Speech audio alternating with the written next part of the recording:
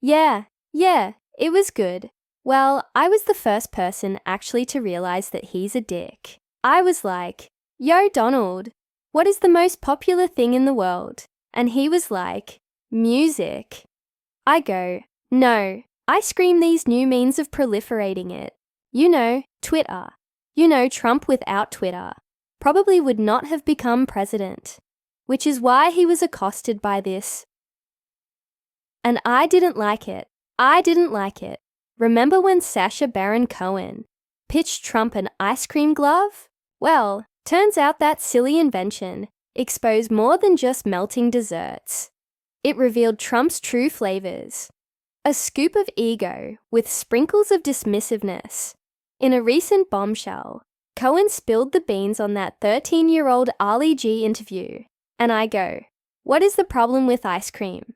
And he goes, it melts. I go, so what is my invention? He goes, non-melting ice cream. I go, that is actually a wicked idea. Spoiler alert. Trump's reaction was about as smooth as chunky peanut butter ice cream. Stick around as we dig into this cone of comedy and uncover how a fake business pitch became a real preview of presidential temperament. Remember when Trump thought he was too smart for Ali G? Well, it turns out he wasn't even smart enough for an ice cream glove. That's right, folks. The man who would later become president couldn't outsmart a guy in a tracksuit talking about melting desserts. My Jack Dorsey is in the White House, having a meeting with Trump, right where they can't get rid of extreme right Twitter accounts because it might affect some of the Republican base. They get rid of the racists, they're going to have less Twitter subscribers. So obviously, he can claim, oh, I believe in freedom of speech. And obviously, I won't, be biased against anyone. When really in society, picture this. Sacha Baron Cohen, in his Ali G persona, sits down with Donald for what Trump probably thought was going to be a serious business interview. Instead, he got served a scoop of comedic genius with a side of embarrassment. Cohen, being the master of disguise that he is, decided to pitch Trump the most ridiculous invention since the pet rock, the ice cream glove. Now, you might be wondering, what's an ice cream glove?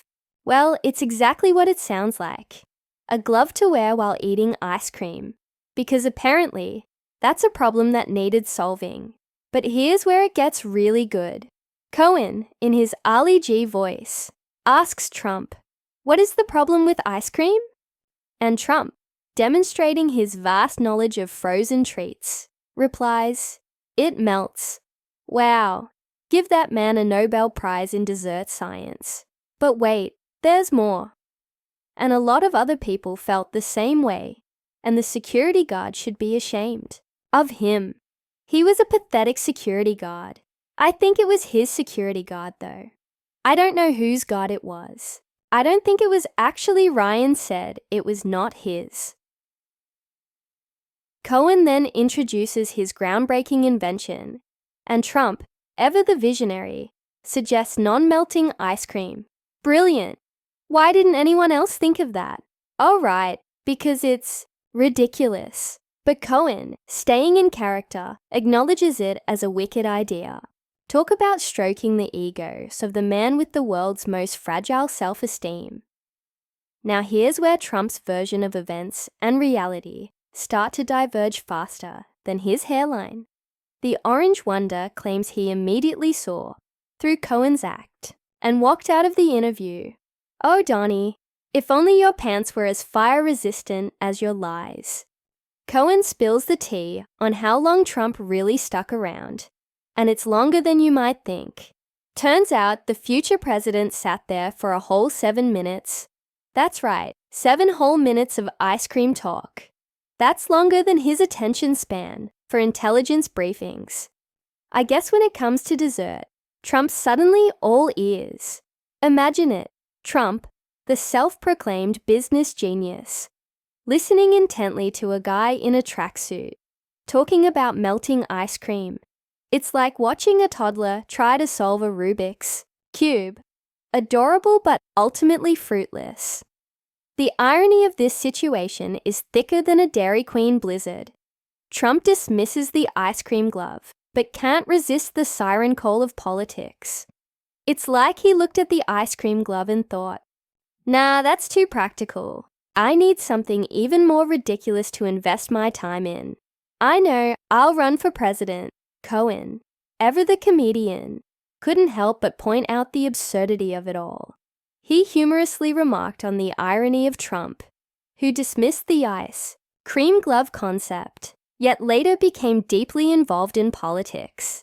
It's as if Cohen's silly pitch exposed Trump's inflated sense of business acumen, like a pin to a balloon.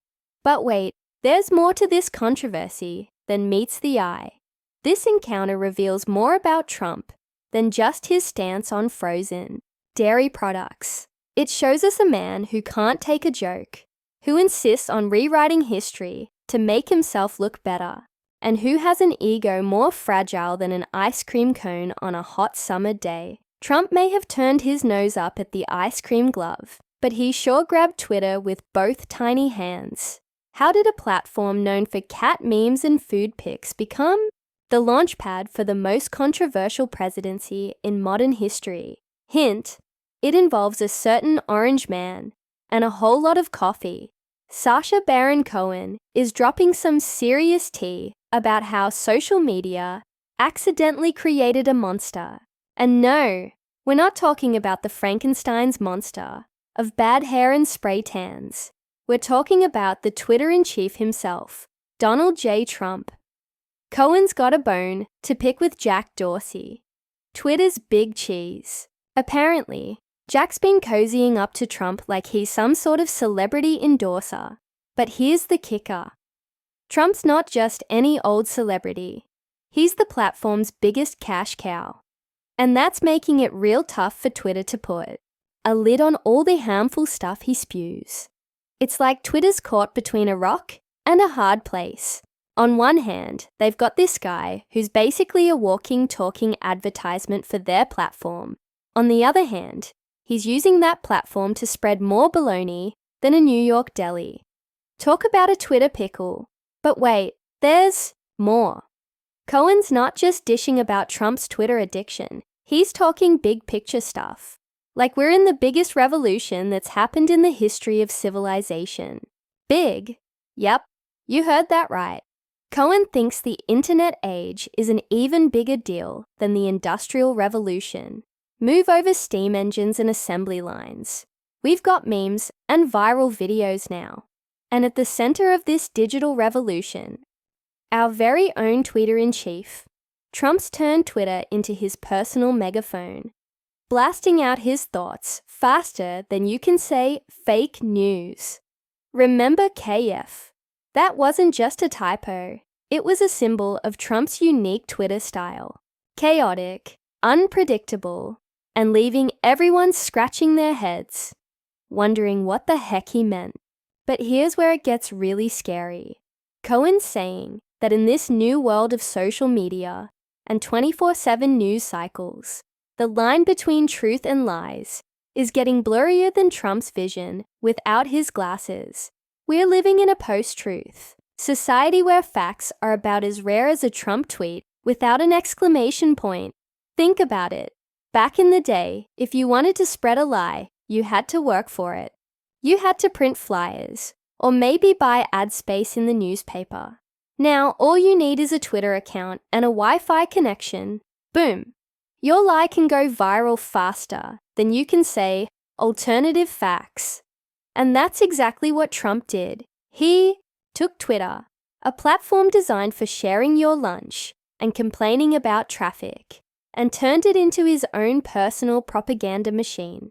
Every tweet was like a little campaign ad, beamed directly into the phones of millions of Americans. But here's the real kicker. It worked.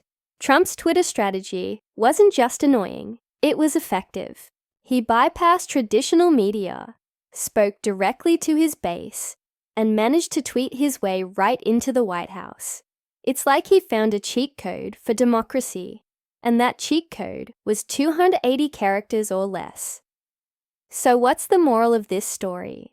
Well, it turns out that in the age of social media, the pen might be mightier than the sword, but the tweet is mightier than them both. Trump figured out how to harness the power of Twitter, and it launched him all the way to the presidency.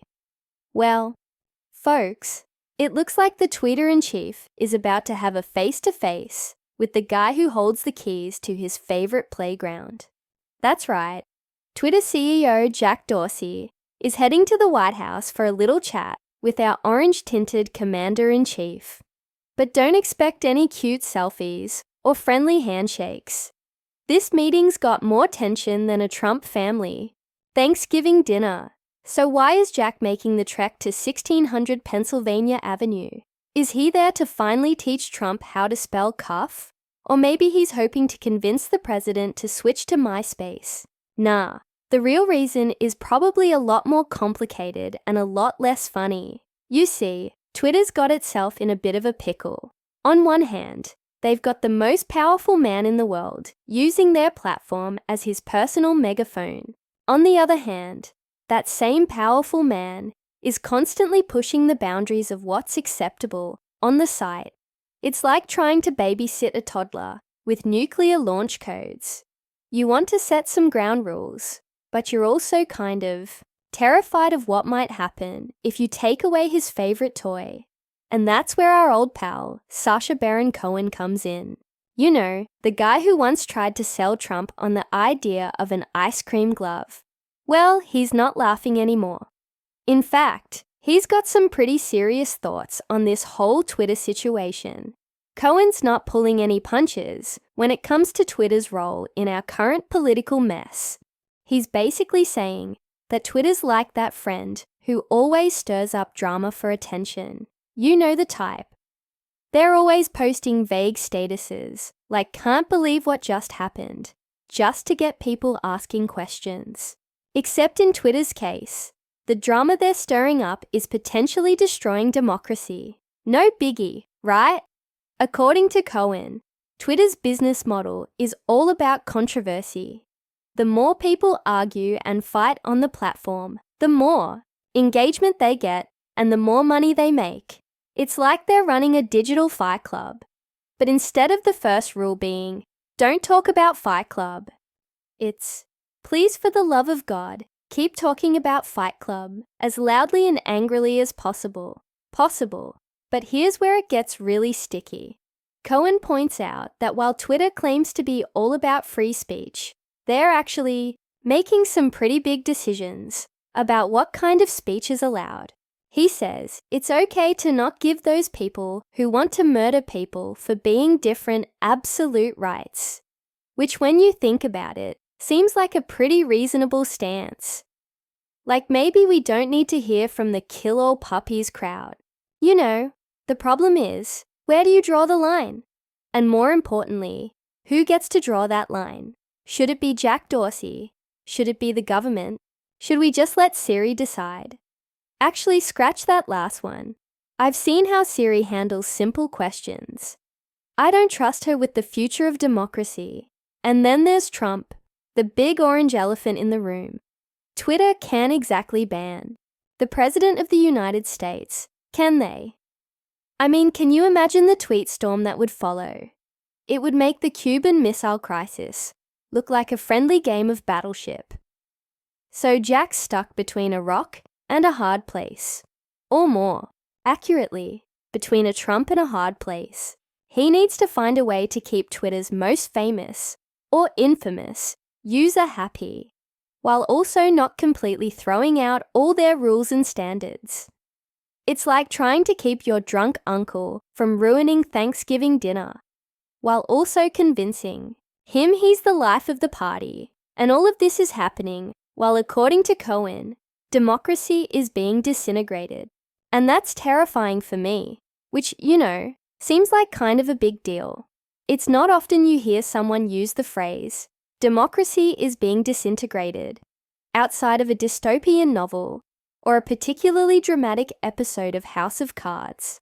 All right, folks, Buckle up because we're about to take a wild ride into the land of alternative facts, a place where truth is as slippery as a greased pig at a county fair. Cohen's not done dropping truth bombs yet, and he's serving up a post-truth sundae that'll make your brain freeze. Remember when the craziest thing on the internet was dancing hamsters? Those were the good old days, weren't they? Now we're living in what Cohen calls the post-truth age, where finding facts is harder than finding a flattering angle for Trump's spray tan.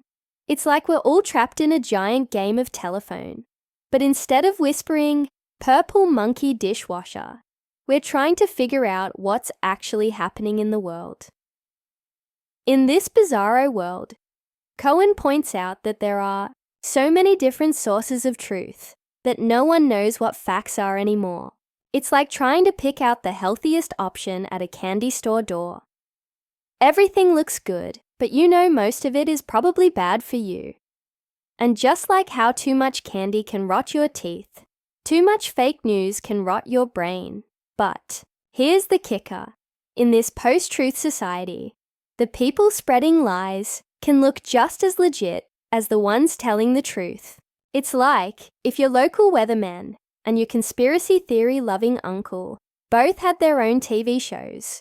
Who would you believe when they start arguing about whether it's going to rain frogs tomorrow?